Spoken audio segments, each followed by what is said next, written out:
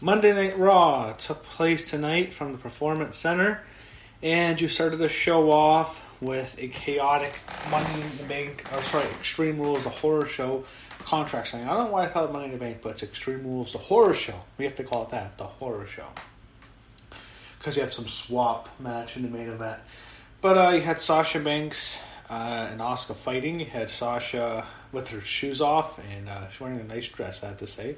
But she was fighting with Asuka, and they were having a huge brawl. It was a good pull apart. It went on for a while, and had Samoa Joe welcome us to the show, and it's just all chaos. And the whole thing was set up as a double contract, sending Sasha and Asuka, along with Drew McIntyre and Dolph Ziggler. And then, of course, Ziggler and McIntyre come out later. Eventually, Sasha and Asuka stop fighting. Everyone stops. They sign the contracts. McIntyre and Ziggler sign, and Sasha and Asuka sign. There's another fight. Gets broken up, and eventually that sets up the main event, which is going to be a mixed tag match, which is the faces and the heels. They frame it as champions and as challengers, Drew McIntyre and Asuka, against Dolph Ziggler and Sasha Banks as the main event. He had Angel Garza backstage. Didn't really care about this stuff with Charlie Caruso. She interviewed him. Big Show interrupts them. So I didn't care. They had a Big Show Ric Flair segment. He called out Orton, but instead he got Andrade and Garza. And he apologized for Zelina Vega, but warned him not to try him. Andrade laughed at the idea of him being a legend. They bickered for a bit. Show challenges him to a fight. Had Ric Flair interrupt. He says he respects Vega and her crew after Big Show left, and he wants to, he would come in later and he would bring Zelina Vega. Wonder why, but he remained on the stage, and it basically sets up Orton and Big Show. And who in 2020 is there a human being in 2020 that wants to see Randy Orton and the Big Show? Anybody in the world. Anybody in the world want to watch Randy Orton and the Big Show in 2020. Thank God the fans are there. They might do Please Retire chants. I feel bad for Show, but they might do that. Thank goodness they're not having in front of a live crowd to watch Randy Orton and Big Show in 2020. What a fucking joke. Andrade, Angel Garza, Zelina Vega against Viking Raiders. Viking Raiders are done. May as well release them. I'd rather see them go to AEW. They can be a badass team as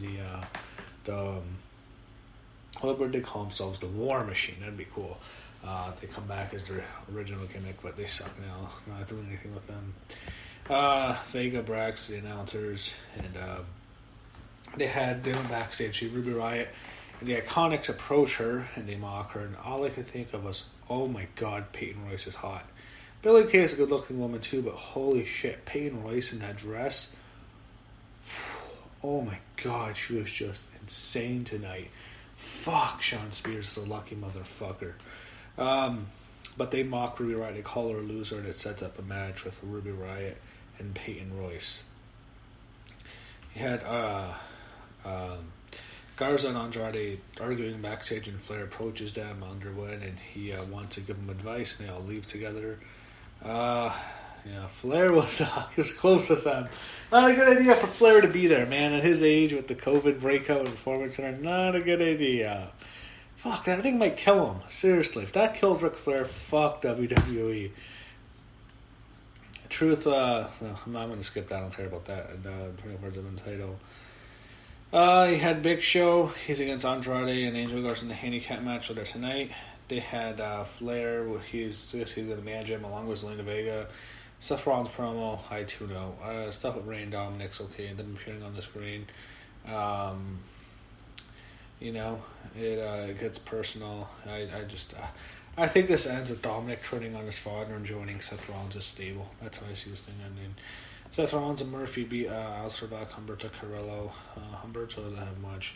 Rollins gets the win with this team. And he crushes Krill after a match. He gives him a curb stomp on the steel steps.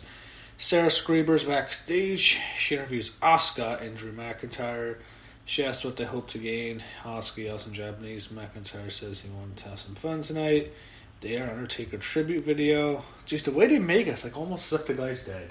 I swear, I hate saying that, the way they're promoting it.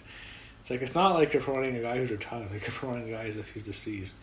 Anyway, They show Ruby Riott warming up, and she's approached by Lana. Who really cares? I mean, I don't know why I just put her back with Liv Morgan. Maybe they can hire Sarah Logan and bring her back to Wyatt Squad. They were a cool team. I liked them.